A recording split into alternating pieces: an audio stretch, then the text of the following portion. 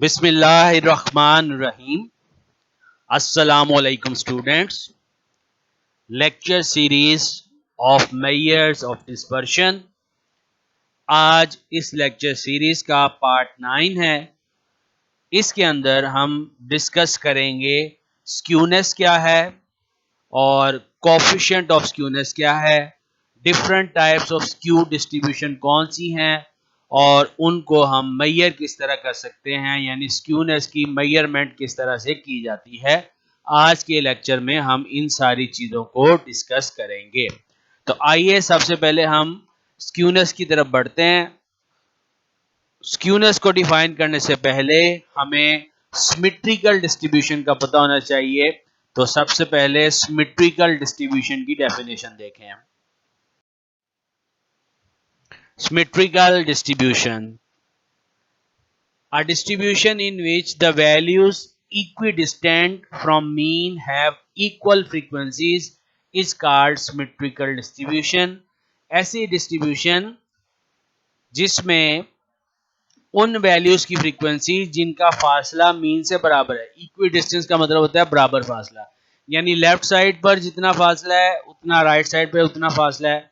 मसलन for example mean हमारे पास 20 है, अब इससे इक्वी डिस्टेंस वैल्यू 15 है और दूसरी तरफ 25 है, 5 के फर्क पे। तो 15 की जो फ्रीक्वेंसी है वही 25 की है। इसी तरह आगे चलते चलें, 10 के लिए जो फ्रीक्वेंसी है वही फ्रीक्वेंसी 30 के लिए एंड सो ऑन। तो ऐसी डिस्ट्रीब्यूशन सिमेट्रिकल डिस्ट्रीब्यूशन कहलाती है। परफेक्टली सिमेट्रिकल डिस्ट्रीब्यूशन के अंदर जो दोनों टेल्स हैं डिस्ट्रीब्यूशन की, यानी दरमियान में हमारे पास एवरेज आ जाती है, मीन मीडियन मोड, और उससे बिलो की तरफ लेफ्ट टेल बन जाती है, राइट की तरफ राइट टेल बन जाती है, और वो दोनों टेल्स जो हैं वो इक्वली शेप की और इक्वल साइज की होती हैं सिमेट्रिकल डिस्ट्रीब्यूशन में। और सिमेट्रिकल डिस्ट्रीब्यूशन में मीन मीडियन मोड कंसाइड यानी सेम होते हैं, इनकी वैल्यू सेम होती है। एक ही दरमियान के अंदर हमारे पास मोड भी, मीडियन भी और मीन भी सेम वैल्यू रखता है। ये सिमेट्रिकल डिस्ट्रीब्यूशन है। अब जब सिमेट्रिकल डिस्ट्रीब्यूशन से हम डिपार्चर करते हैं, यानी यहां से डिस्पर्स हो जाता है डाटा, तो ऐसा डाटा जो है वो सिमेट्रिकल की जगह स्क्यूड हो जाता है। वो किस तरह, जरा देखें। Skew distribution or skewness: any departure from symmetrical distribution is known as skewness, and such distribution is known as skewed distribution. Symmetry से कोई भी डिपार्चर हो, चाहे वो डिपार्चर लेफ्ट साइड पर हो या वो डिपार्चर राइट साइड पे हो, उस डिपार्चर को हम स्क्यूनेस का नाम दे देंगे। तो इसके मुनासबत से हमारे पास दो टाइप्स बन जाती हैं स्क्यू डिस्ट्रीब्यूशन की या स्क्यूनेस की। एक पॉजिटिव स्क्यू डिस्ट्रीब्यूशन हो जाती है और एक नेगेटिव स्क्यू डिस्ट्रीब्यूशन हो जाती है। इन दोनों डिस्ट्रीब्यूशन को हम वन बाय वन जरा देखते हैं। तो जी पहले बात करते हैं हम पॉजिटिव स्क्यूड डिस्ट्रीब्यूशन की। If right tail of the distribution is longer than the left tail of distribution, such distribution is called positive skew distribution. यानी डिस्ट्रीब्यूशन ऐसी है जिसकी जो राइट वाली टेल है वो लेफ्ट वाली टेल से लंबी है। दरमियान में आपने जो मोड वैल्यू आ गई, अब मोड वैल्यू से आपने कंपैरिजन कराना है। मोड से पहले की जो टेल है वो छोटी है और मोड के बाद वाली जो टेल है ये लॉन्गर टेल है। ऐसी डिस्ट्रीब्यूशन पॉजिटिव स्क्यू डिस्ट्रीब्यूशन कहलाती है। इस डिस्ट्रीब्यूशन में मीन जो है वो सबसे बड़ा होता है, उसके बाद मीडियन और उसके बाद मोड। यानी जब डिस्ट्रीब्यूशन का कर्व शुरू होता है, अभी आपको मैं इसका फ्रीक्वेंसी कर्व भी दिखाता हूं, तो उसमें सबसे पहले मोड की वैल्यू आ जाती है, फिर मीडियन आता है और लास्ट के अंदर जो है मीन। यानी ज्यादातर वैल्यूज इसकी डिस्ट्रीब्यूशन के एंड की तरफ पाई जा रही हैं, यानी बड़ी बड़ी फ्रीक्वेंसी जो है वो डाटा की और ज्यादा वैल्यूज जो है वो right side of the data यानी राइट टेल में पाई जाएंगी। तो मीन भी उसी तरफ खिंच जाएगा क्योंकि मीन जो है वो एक्सट्रीम वैल्यूज की तरफ जाता है। तो ये पॉजिटिव स्क्यू डिस्ट्रीब्यूशन है। दूसरी बात कर लेते हैं नेगेटिव स्क्यू डिस्ट्रीब्यूशन में क्या होता है। नेगेटिव स्क्यू डिस्ट्रीब्यूशन में अब क्या होगा जी के left tail of the distribution is longer than the right tail, such distribution is known as negative skew distribution. और नेगेटिव स्क्यू डिस्ट्रीब्यूशन में क्या होता है, मीन जो होता है ये छोटा होता है मीडियन से, और मीडियन जो होता है होता है वो मोड से। अब इसमें क्या है जी कि लेफ्ट वाली टेल काफी लंबी होगी और ज्यादातर जो वैल्यूज हैं वो लेफ्ट साइड ऑफ डिस्ट्रीब्यूशन पे पाई जाएंगी, तो मीन भी जो है वो लेफ्ट ऑफ द डिस्ट्रीब्यूशन की तरफ चला जाएगा, इसलिए पहले मीन मिलेगा आपको डिस्ट्रीब्यूशन में, फिर मीडियन मिलेगा और लास्ट में आपको मोड की वैल्यू मिलेगी। इसी तरह जो डिस्ट्रीब्यूशन होगी वो नेगेटिवली स्क्यूड डिस्ट्रीब्यूशन होगी। एक फिगर आपको दिखाता हूँ, इसके अंदर तीनों टाइप की डिस्ट्रीब्यूशन आपको नजर आ जाएंगी, जिसमें फ्रीक्वेंसी कर्व से आपको पता चल जाएगा कि ये जो शेप है ये कौन सी डिस्ट्रीब्यूशन की है। देखिए जी जरा इस कर्व को, तीन मुख्तलिफ हमने शेप यहाँ पे शो की हैं। ये जो दरमियान में आपको नजर आ रहा है ये परफेक्टली सिमेट्रिकल डिस्ट्रीब्यूशन है, बिल्कुल इसकी दोनों टेल्स जो हैं आपको नजर आ रही है, ये लेफ्ट टेल है ये राइट टेल है, बिल्कुल सेम है, दरमियान में इसका मीन मीडियन और मोड है। तो ये क्या है जी, परफेक्टली सिमेट्रिकल डिस्ट्रीब्यूशन। अब आ जाए यहाँ पर मोड आ गया पहले, उसके बाद जो राइट टेल शुरू हुई, तो ये राइट टेल जब कंपैरिजन में आप देखते हैं लेफ्ट टेल से तो ये लॉन्गर है, तो ये पॉजिटिव स्क्यू डिस्ट्रीब्यूशन है। इसमें देखें मोड पहले आ गया, फिर मीडियन आएगा और लास्ट में क्या आएगा, मीन।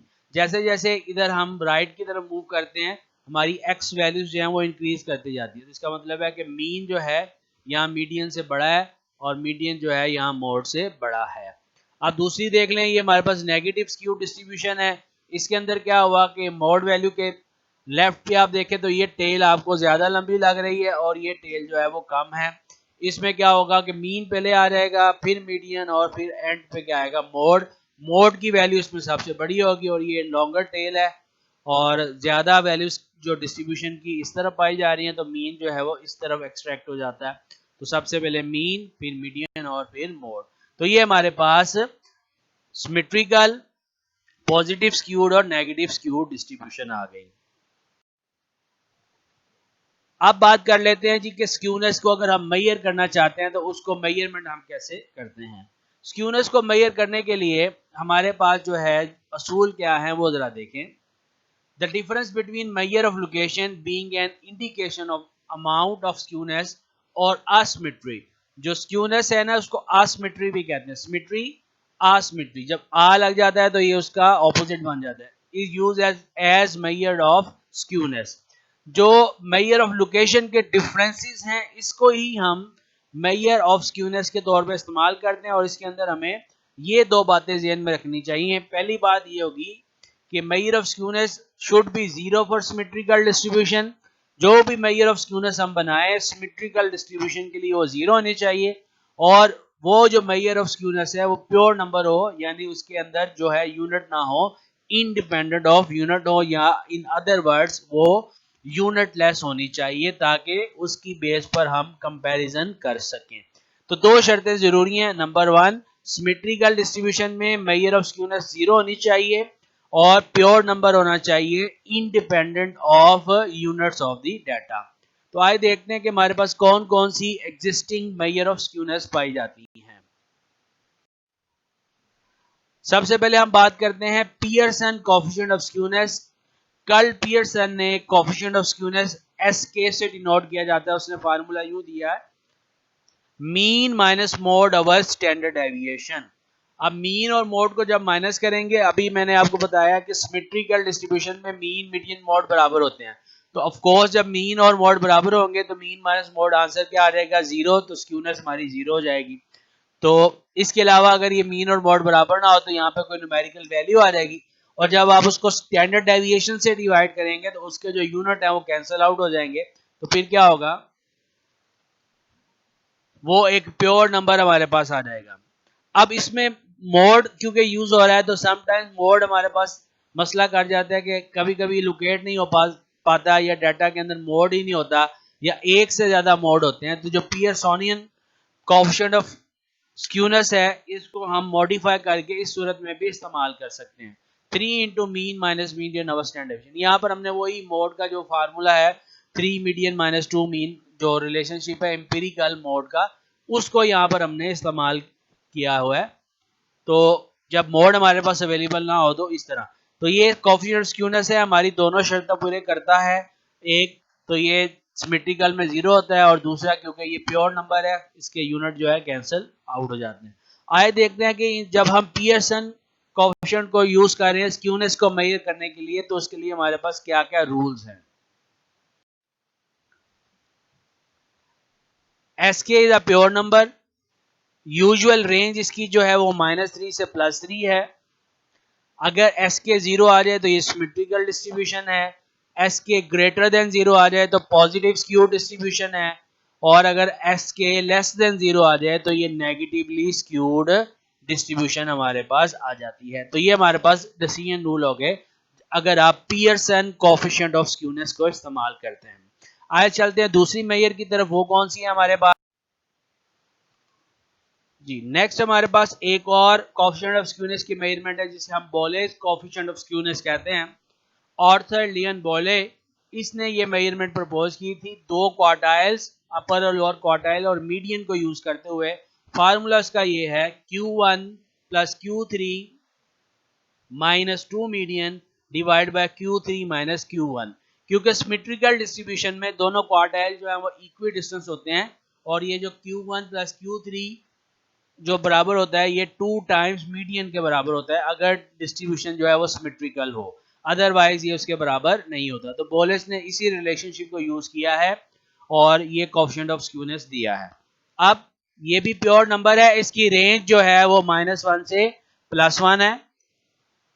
अगर स्क्यूनेस 0 हो तो सिमेट्रिकल डिस्ट्रीब्यूशन है, अगर ये ग्रेटर देन 0 हो तो पॉजिटिवली स्क्यूड हो जाएगी, और लेस देन 0 के लिए ये नेगेटिवली स्क्यूड डिस्ट्रीब्यूशन है बोलेस कोएफिशिएंट ऑफ स्क्यूनेस के लिहाज से। नेक्स्ट एक और हमारे पास इसकी मेजर यूज होती है जो थर्ड मूवमेंट रेशो के लिए है, उसको देखते हैं। थर्ड मूवमेंट अबाउट मीन जिसको मूवमेंट रेशो कहते हैं। Another measurement of skewness is the third movement expressed in standard unit या मूवमेंट रेशो। फार्मूला इसका ये है m3 over s cube. m यहाँ पर थर्ड मूवमेंट अबाउट मीन है और s यहाँ पर स्टैंडर्ड डेविएशन है। ये मेजरमेंट भी यूज की जाती है। अब इसमें ज्यादातर डिस्ट्रीब्यूशन में इसकी जो रेंज है ये -2 से +2 होती है। सम स्टैटिशियन इसको α3 या √β1 से डिनोट करते हैं और रिपोर्ट करते हैं इसी तरह से।